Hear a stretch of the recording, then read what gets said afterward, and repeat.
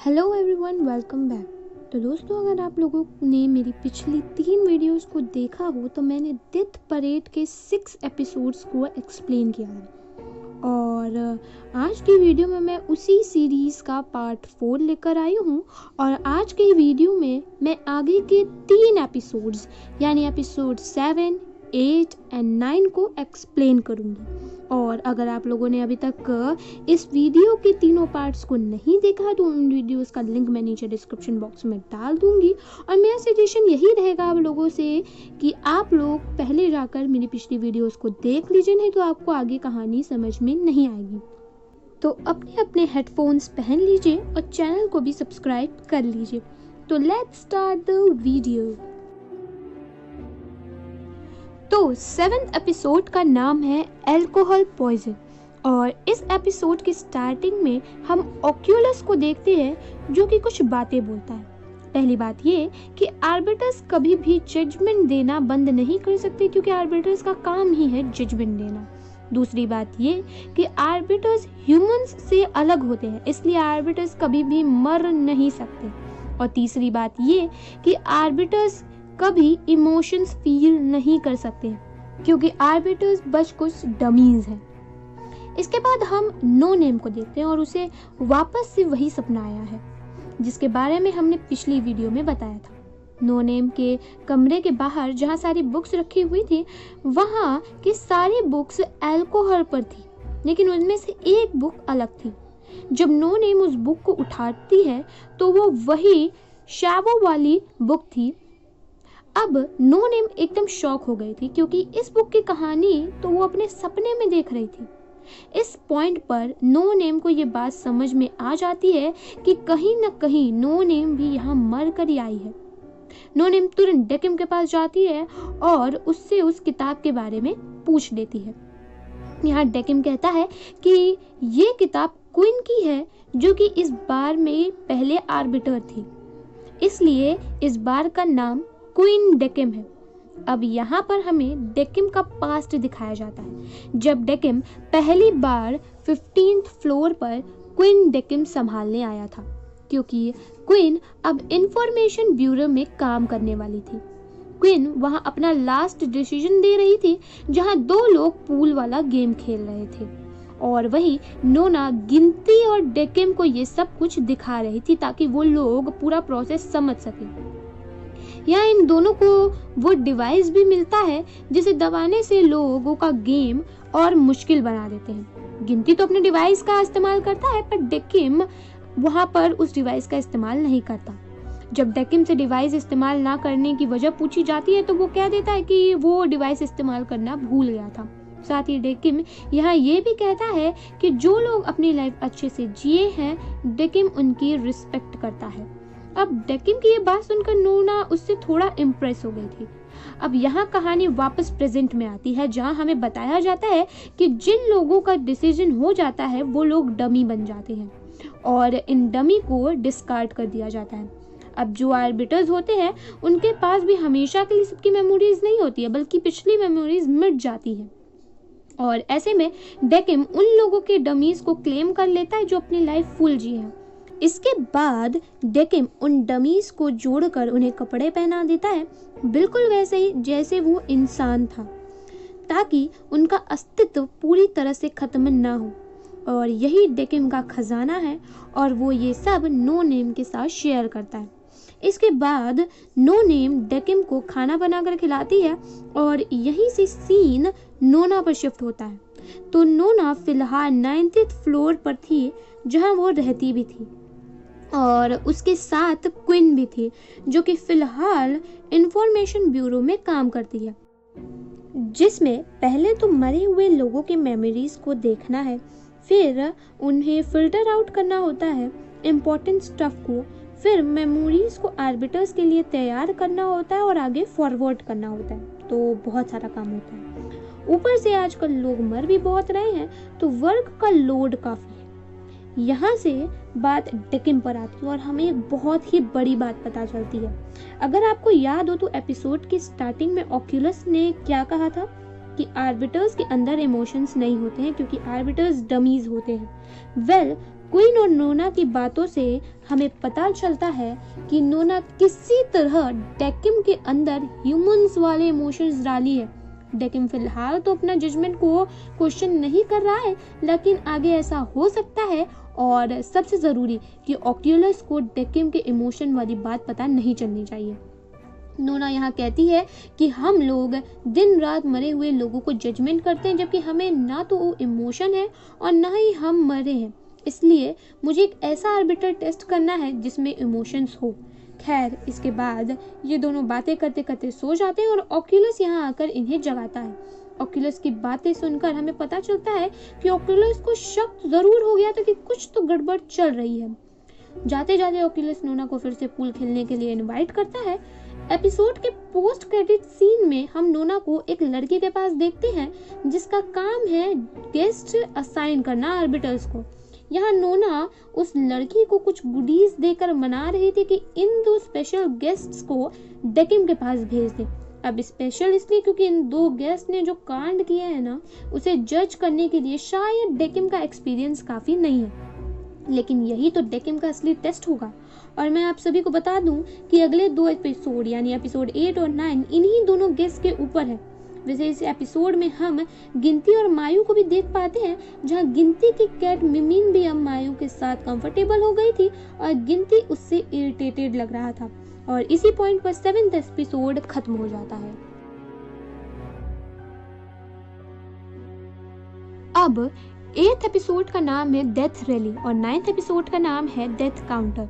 और मैं इन दोनों एपिसोड के नाम साथ में इसलिए बता रही हूँ क्योंकि इन दोनों एपिसोड में एक ही स्टोरी चलती है जिसे मैं आप लोगों को एक साथ बताऊंगी। इसीलिए तो इस वीडियो में 3 एपिसोड्स कवर किए मैंने, वरना 2 ही करती।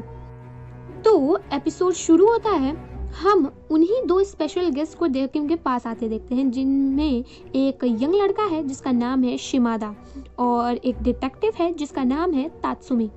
उनकी मेमोरीज डेकिम को आती है और यहाँ डेकिम सोच में पड़ जाता है कि उसे ऐसे गेस्ट क्यों भेजे गए हैं। डेकिम तुरंत नोना को फोन करके इस बारे में पूछता है और यहाँ नोना झूठ बोल देती है कि बाकी के आर्बिटर्स बिजी थे इसलिए तुम्हें ये गेस्ट असाइन हुए हैं, जबकि हमें पता है कि नोना रिक्वेस्ट करके जबरदस्ती इन दोनों गेस्ट्स को डेकिम के पास भेजी थी। अब इन दोनों गेस्ट की सबसे खास बात ये थी कि इन दोनों ने ही कत्ल कर रखे थे। किसका, ये आपको इसी कहानी में आगे पता चलेगा। तो यहाँ डेकिम और नोनिम इन दोनों गेस्ट का स्वागत करते हैं और यहाँ पर पहले तो ये दोनों मना कर देते हैं गेम खेलने से और यहाँ से भागने की कोशिश भी करते हैं, लेकिन आखिर में गेम खेलने के लिए मान जाते हैं। अब इस प्रोसेस के दौरान शिमादा अपने बैग में खून से रंगा चाकू पाता है जिसे देख वो बहुत डर जाता है, लेकिन वो ये बात किसी को नहीं बताता। इसके बाद जो गेम सेलेक्ट हुआ था वो था एयर हॉकी और दोनों खेलने के लिए तैयार होते हैं। तो गेम के रूल सिंपल एयर हॉकी वाले ही थे, जहाँ जिसका भी स्कोर पहले 6 पॉइंट होगा वो जीत गया। बस यहाँ एक छोटा सा ट्विस्ट था, जो कि ये था कि ये जो पक्स थे ना वो साधारण नहीं थे। इन पक्स पर शिमादा और तात्सुमी के ऑर्गन्स बने हुए थे। जहाँ रेड पग शिमादा के ऑर्गन्स को डोनेट करता था, वहीं ब्लू पग से तात्सुमी के ऑर्गन्स को डिनोट करता था। और ये कलर्स एक एक करके आते हैं आफ्टर एवरी पॉइंट।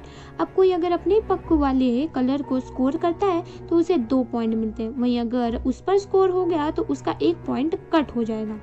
हाँ, मुझे पता है कि ये पॉइंट स्कोर करना थोड़ा कॉम्प्लिकेटेड लग रहा होगा, पर आप सभी चिंता मत करिए क्योंकि इन पॉइंट्स का कहानी में ज़्यादा कोई मतलब नहीं बनता है, क्योंकि हमें मतलब है सिर्फ शिमादा और तात्सुमी की कहानी से। और सच मानिए इनकी कहानी बहुत ही अमेजिंग है। गेम शुरू होता है और जैसे जैसे पॉइंट स्कोर हो रहे थे गेस्ट की मेमोरीज धीरे धीरे वापस आने लगती है। गेम के दौरान ये दोनों काफ़ी शांत और एक दूसरे के प्रति काफ़ी रिस्पेक्टफुल थे। दोनों गेम्स खेलने में काफ़ी वक्त ले रहे थे क्योंकि हर पॉइंट के बाद इनकी मेमोरीज आती थी, जिसके बाद ये दोनों ब्रेक ले लेते थे। ऐसे में डेकिम कहता है कि आप लोगों का टाइम लिमिट एक्सपायर हो गया है, तो अब हम लिंक्ड फॉर्मेट में स्विच करेंगे। इसमें एज यूजुअल जिस ऑर्गन की फोटो पग पर होगी उस ऑर्गन में पॉइंट खाने वाले को तेज दर्द होगा। तो ये लोग फिर से खेलना शुरू करते हैं वहीं हम नो नेम को देखते हैं जो इन दोनों की मेमोरीज देखना चाहती थी। ऐसे में डेकिम हायर अप से रिक्वेस्ट करता है कि इन दोनों गेस्ट की मेमोरीज नो नेम के साथ भी शेयर की जाए। तो ऐसा ही होता है और जैसे ही नो नेम इन दोनों गेस्ट की मेमोरी देखती है वो काफी शॉक्ड थी और साथ ही साथ नो नेम काफी टूट भी गई थी। Now coming back to the game, अब प्लेयर्स को गेम के दौरान काफी हर्ट हो रहा था। शिमादा यहाँ तात्सुमी के लिए काफी कंसर्न्ड था क्योंकि तात्सुमी बहुत हर्ट हो रहा था। इनफैक्ट गेम के एंड में शिमादा ही जीतता है और गेम एंड होने के बाद इन दोनों की मेमोरीज वापस आ चुकी थी। इसके बाद यहाँ का नजारा ही पलट जाता है। तो अब मैं बताती हूँ इन दोनों की पूरी कहानी। शिमादा एक यंग और इनोसेंट लड़का जिसके पेरेंट्स एक एक्सीडेंट में मारे गए थे। तब से शिमादा ही अपनी छोटी बहन साई का ख्याल रखता है और इसके लिए भले ही शिमादा को अलग अलग जॉब्स करना पड़े, कुछ भी काम करना पड़े, लेकिन वो हमेशा ये ध्यान रखता था कि साई पढ़ लिख कर आगे बढ़े और उसे एक अच्छी लाइफ मिले। और एक दिन जब शिमादा काम से वापस आता है तो वो अपनी बहन को बहुत बुरी हालत में पाता है। दरअसल एक स्टॉकर काफी दिनों से साई के पीछे पड़ा हुआ था और इन्होंने पुलिस को भी कंप्लेंट करा हुआ था, लेकिन पुलिस ने कोई एक्शन नहीं लिया था। तो ऐसे में ये स्टॉकर साई के साथ जबरदस्ती कर चुका था और साथ ही वो साई को काफी मारा पीटा भी था। ये देखकर शिमादा एकदम टूट जाता है और स्टॉकर से बदला लेने के लिए उसके घर पहुंच जाता है। शिमादा एक चाकू से उस स्टॉकर को मार गिराता है और ये वही चाकू था जिसे हमने शिमादा के बैग में देखा था। अब बात की जाए तात्सुमी की, तो वो एक ईमानदार और मेहनती डिटेक्टिव था। इतना मेहनती कि वो अपना बर्थ डेट भी भूल गया था। तात्सुमी की पत्नी काफी केयरिंग और लविंग थी और तात्सुमी को हर तरह से सपोर्ट करती थी। इनफैक्ट तात्सुमी के बर्थडे गिफ्ट में उसकी वाइफ ने उसे शूज गिफ्ट किया था और वही सेम शूज पहनकर फिलहाल तात्सुमी क्वीन डेकिन में मौजूद था। तो एक रात जब तात्सुमी जॉब से वापस आता है तो वो अपने घर में अपनी पत्नी को मृत पाता है। किसी ने उसका मर्डर कर दिया था और तात्सुमी एक डिटेक्टिव था तो उसके काफी सारे दुश्मन भी थे। तो ऐसे में तात्सुमी से बदला लेने के लिए किसी ने उसकी पत्नी को मार दिया। तात्सुमी फौरन अपने डिटेक्टिव स्किल्स का यूज करके अपनी पत्नी के कातिल का पता लगा लेता है और उसे मार गिराता है। जब तात्सुमी किलर को मारा था तो उसे ऐसा लगता है कि उसकी पत्नी ने उसे थैंक यू कहा। इसी घटना के बाद से तात्सुमी अलग अलग किलर्स को ढूंढकर मारने लगा, लेकिन तात्सुमी का प्रोसेस थोड़ा डिफरेंट था। मतलब ये कि वो क्रिमिनल्स को पहले क्राइम करने देता था ताकि उस क्रिमिनल का कोई विक्टिम हो और उस विक्टिम के लिए तात्सुमी उस क्रिमिनल को मारता था। तो ये थी शिमादा और तात्सुमी की स्टोरी। अब आप पूछेंगे इनमें कनेक्शन क्या है? वेल, कनेक्शन ये है कि जो बंदा शिमादा की बहन साई को स्टॉक कर रहा था, तात्सुमी उस पर भी नजर रखे हुए था। इनफैक्ट जब वो बंदा साई के साथ जबरदस्ती कर रहा था, तात्सुमी वही था, पर वो उस बंदे को रोका नहीं। ऐसा इसलिए ताकि वो बंदा भाग ना जाए और जैसा मैंने बताया ना कि वो क्रिमिनल को पहले क्राइम करने देता था ताकि उसके मन में विक्टिम्स का बदला लेने का भाव आ सके। यानी तात्सुमी साई के साथ जो गलत हुआ था उसे रोक सकता था, लेकिन वो ऐसा नहीं किया। साई जब हॉस्पिटल में थी तो वो शिमादा को क्लियरली बताई थी कि एक और बंदा वहां था जो सिर्फ देख रहा था, कुछ किया नहीं। ऐसे में शिमादा जब उस बंदे को मारा, उसी पॉइंट पर तात्सुमी उस बंदे के घर उसे मारने आया था। शिमादा एकदम से तात्सुमी को भी स्टैब करके मार डाला, यानी कि तात्सुमी शिमादा की वजह से मारा गया। देखा जाए तो तात्सुमी भी उस क्रिमिनल को मारने ही आया था, लेकिन क्रिमिनल को शिमादा ऑलरेडी मार चुका था। देन शिमादा के हाथों तात्सुमी मारा गया और इन सब के बीच शिमादा खुद भी स्टैब होकर मारा गया। तो थी ना ये एकदम उलझी हुई स्टोरी। सभी एक दूसरे से कनेक्टेड थे, सब एक दूसरे के हाथों मारे गए। खैर, अब क्वीन डेकिन में सबको सब कुछ पता चल गया था और यहाँ शिमादा एकदम गुस्से में आग बबूला था क्योंकि तात्सुमी उसकी बहन साई को नहीं बचाया। नो नेम भी यहाँ की सिचुएशन देखकर काफी परेशान हो जाती है और यहाँ का माहौल काफी गर्म हो गया था। तात्सुमी का कहना था कि वो वही किया जिससे उसका मकसद था। उस दिन अगर मैं तुम्हारी बहन को बचा लेता तो वो क्रिमिनल तो भाग जाता, पक्का फिर वो किसी और लड़की के साथ वो सब करता, यानी किसी भी हालत में कोई ना कोई लड़की उसकी विक्टिम बनती है, या हो सकता है वो ज्यादा लड़कियों को भी अपना विक्टिम बनाता।